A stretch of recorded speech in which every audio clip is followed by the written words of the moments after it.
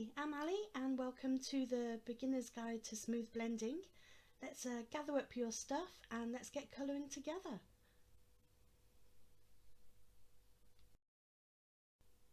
So to start off with, we're going to colour in one of the bases of the donut actually itself. And with smooth blend colouring, what you need to do is follow the mantra of light, dark, medium, light. So we've started off here with the gold brown shade and we're using the GB6 if you're following along with Spectrum Noir pens. I'm actually using the Triblend bullet point pens here, and you colour in all of the image that you're wanting and giving it a nice smooth layer all the way across, and that'll make the paper nice and juicy, ready for us to add more layers to it. Then what we're going to do is we're going to put in our shadows, so the darker areas. So here we've moved to the gold brown 10, which is on the Triblend pens, the other side of the pen, and we're just going to go round where the shadows would be. So in this case with the donut, it's going to be underneath the icing and then around the base of the donut. And I'm just putting that in. You might notice when I'm colouring in, I don't do a whole straight line. I'm more flicking around the edges. That helps you to get a nice coverage but without actually going over the edges. If you find it difficult to stay within the lines, try that little flicking moment. Okay, and this is where the magic happens. So what we're going to do is we're going to use that mid shade to blend between the dark and the light. So what you're using is very small circular motions over the top of where the dark and the light meet. So you're actually colouring over both of those shades, okay? And what that does is it pushes back some of the dark and adds some pigment to the light. Then what you need to do is go back to your lightest shade like we've done here with the GB6, and you're going to do the same process again. So you're going to use small circular motions where you've gone over the mid to light. Now I know I've done that quickly. To get a smooth blend you do need to work quite fast, so I'm going to show you it all again, and please feel free to jump back around this video, pause it where you need to. Let's try that basic blend again, three-way blend this is called. So we're using the lightest shade of our GYs, it's just our GY2, and we're just laying it all down, colouring that whole area, and that's going to make it nice and juicy with alcohol, so that when we lay more colours down on top of it, it's going to be able to blend nicely within the paper. Alcohol pens blend like this, they blend down through the paper rather than on top of it. So now we're moving to the darkest shade, so in this case it's our GY5, and we're going to put our shadows in. So we're going to colour in under the icing in this case and around the edges of the donut. This gives it that nice depth. The darker you can go with this, the better in my opinion, but we're being a bit tame with this one as it's your first go.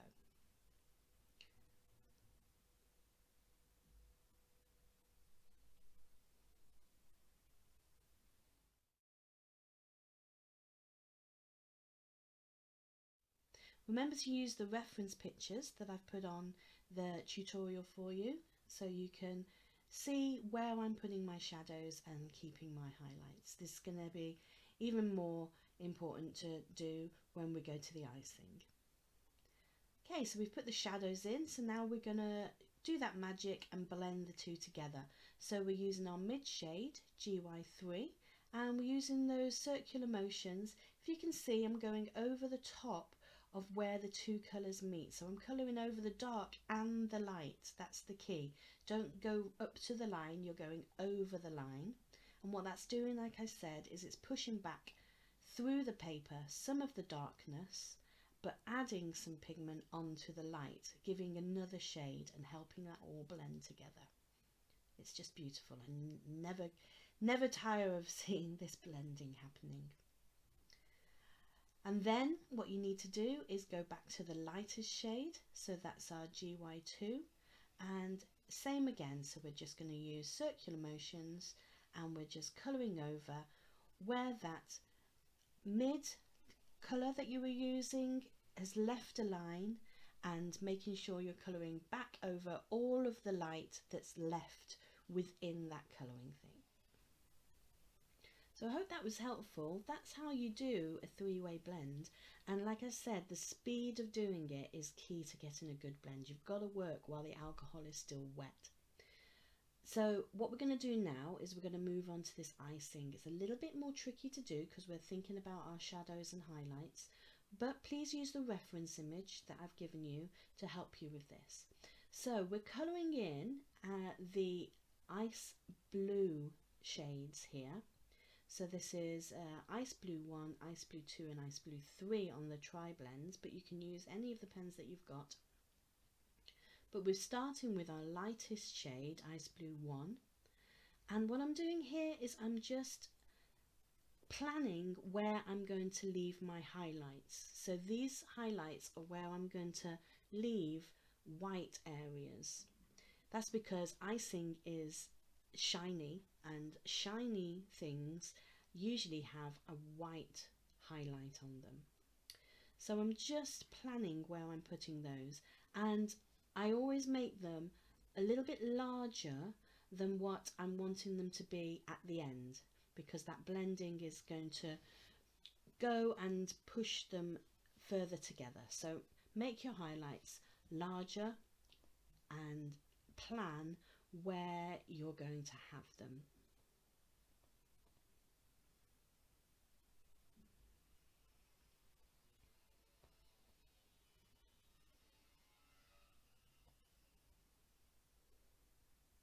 So you can see on the guide here that I've given you, I've left some highlights on the base of the icing, and also in a ring around the top, and then a little spot right on the top of the donut as well. Then what we're going to do is we're going to start colouring this in.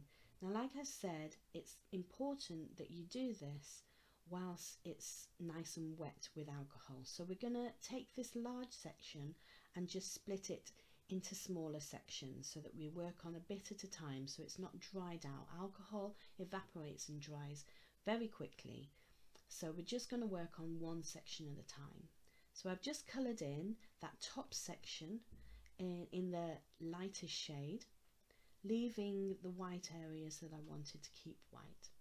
I'm then going to put in my darkest shade, so the Ice Blue 3, and we're just putting that in with the shadows. You can see in the bottom corner I've now changed to the second reference image that I've given you, and that's just showing you where I'm planning to put all of my shadows.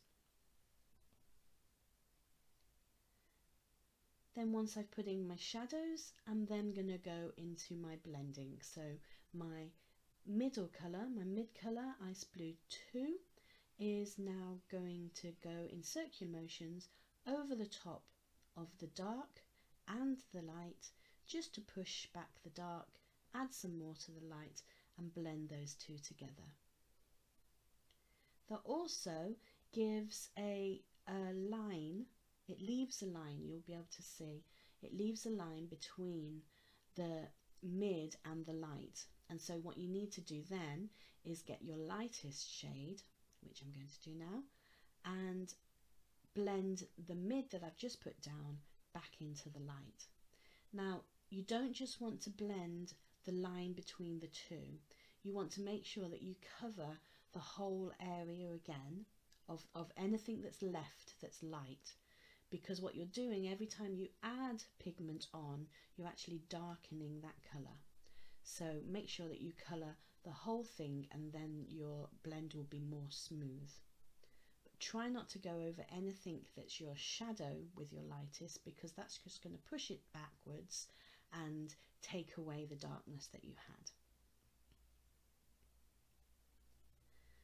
So let's try that again with the lower section. So I'm just going in with my lightest shade, and just colouring that whole section in.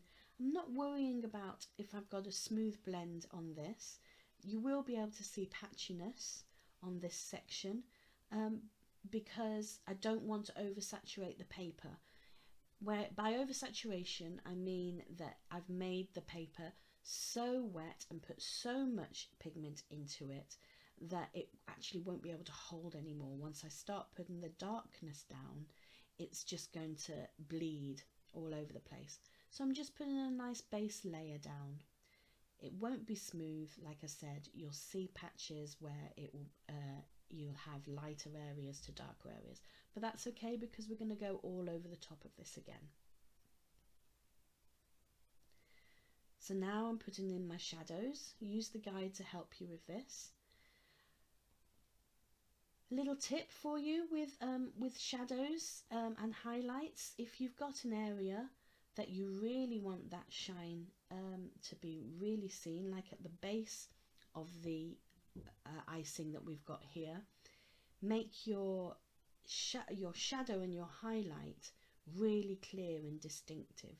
You can have a line there, that's okay. You don't have to have a smooth blend between the two. It'll give you a really crisp highlight then. So I'm just putting the darkest shade right on the edge of my icing at the bottom there, but making sure that I'm leaving the white crisp highlight still there. So you can see I plan out where I'm going to put the shadow, draw that in, and then colour that in over the top. Now here is where I am trying to get a smooth blend. So when I'm colouring in the whole section here of this darkness, because I'm trying not to go back over that again, I'm going to try and put as much ink in that it looks as though there's going to be a nice smoothness to it and no darker areas or lighter areas. The more that you do this, the more you'll get used to how much you need to do. So there we go, we've got our shadow on now, and we're going to blend the two together. So I'm using my mid colour and I'm just using small motions here because I've only got a small area now to blend. You can see I've moved from using those little circular motions to kind of flicky motions to blend the two together. This is something you can do as well. It works to help blend, but make sure that you're going, like I say, over the top of both the dark and the light, and then I can just use little motions underneath just to help that blend together a little bit better. And then to blend that mid into the light, I'm just going back in with my lightest and blending between where the mid has left a line and any of the light shade that's left. You can see I'm using these flicky motions again because I'm wanting that highlight to be preserved. I don't want to use those circular motions to make that highlight not as crisp.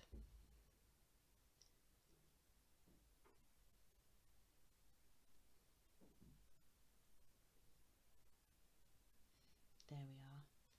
Now that may not be the best blend, but also it might be. The thing with alcohol blending is that it's still blending there within the paper as it's wet. So I wouldn't go back to that again until it is fully dried, and then I'll be able to see if that blend is great. Usually when you come back you will see that it is better. So whilst that is drying, what we're going to do is move on to the next section.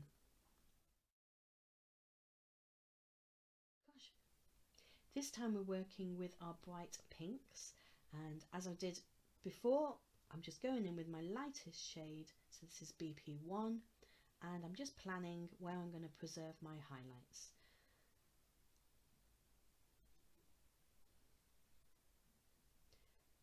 So you can see in the reference drawing I've got a nice ring around the centre, and also I'm leaving a shine on the bottom of the icing.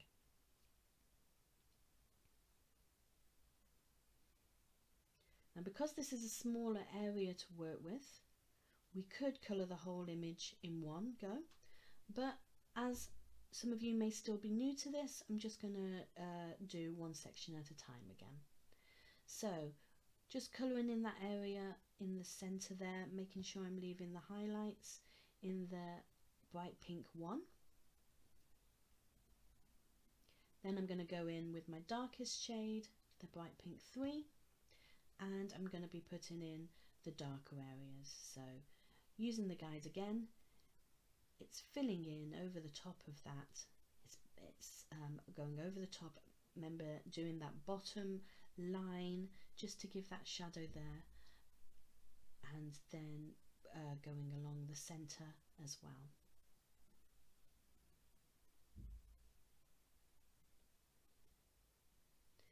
Within this donut, there isn't actually much of a depth between the two blends in this one.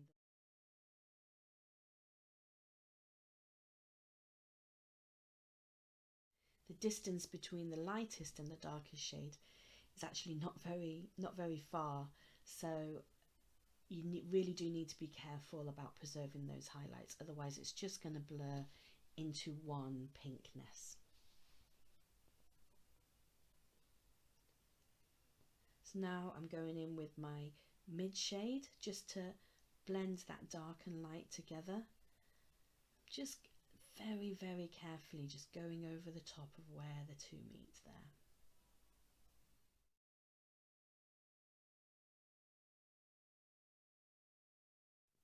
You can see here now why I make my highlights larger than I think they're going to be in the end, because as you're colouring, the ink's moving, it does bleed a little bit, and so if you don't leave them larger, you'll end up just covering them all completely. So always just plan those highlights a little bit bigger than what you're wanting them to be at the end.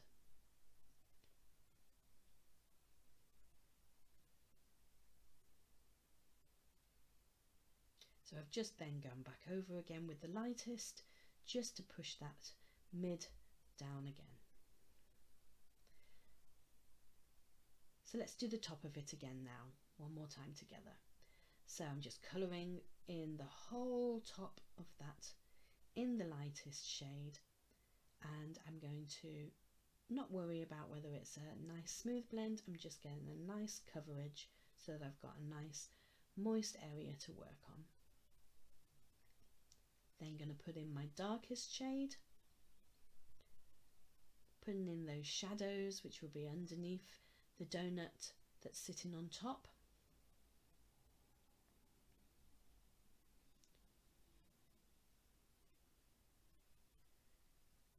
And then you move on again to the mid level, put the mid shade down to blend that darkness into the light to get that gradient going,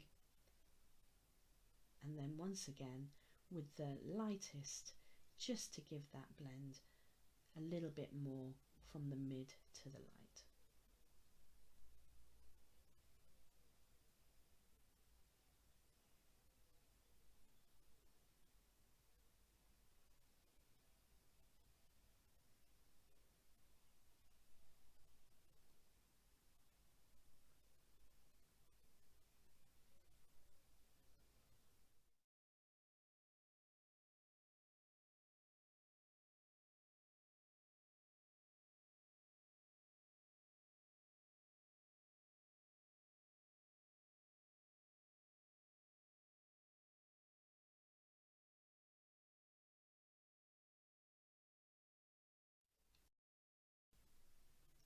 So that was a bit of a speedy tutorial on how the three-way blend works, how you can get a gradient from the dark to the light.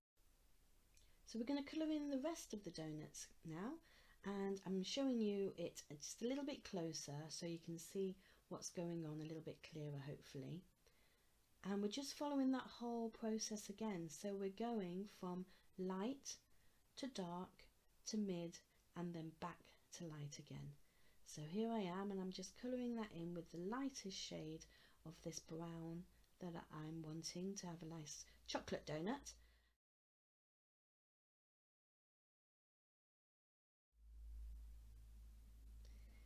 Then you put in the dark shades, and then the mid shade, and then the light again. So what I'd like you to do is follow along with this video using the process that we've been doing, using the reference guides that I've given you, and feel free to pause it where you need to, go back where you need to. I'm showing you this in the actual speed that I was colouring at, so that you can get used to the speed that you need to colour in to get a nice smooth blend.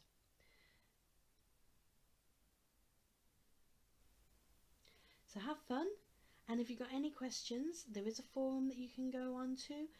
Ask the questions, somebody on there will help. So I'll be going into the smooth blending forum, and I'll be there to answer any questions that you have. If you want to post your pictures, I'd love to see them. If you want any advice on how you can make your pictures better, if you're wanting that, I'd love to help as well. We're all there to help each other. That's what I'm wanting to get from these packs. That's the reason why I designed them, is you've got all these pens, let's use them and help each other become better colorists. Thanks for joining me, and I'll be back with you later.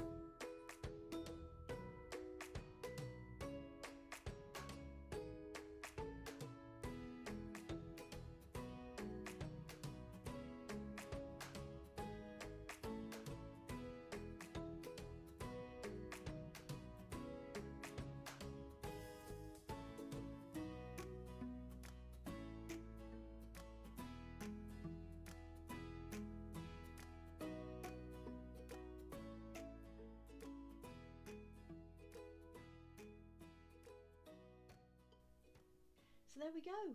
I hope you've enjoyed this, and I hope you've learnt something here. It's been lovely to have you, and I'll see you in the forum. Please ask any questions that you have. Your next steps to do with this tutorial now is to have a go at the rest of the images in the pack. So use the reference pictures that I've put up for you, and also the completed colouring inspiration pictures that I've done for you. If you've got any questions about those, please ask them as well. I'll see you in the forum, and I'll see you on the next tutorial. Thanks a lot. Bye bye.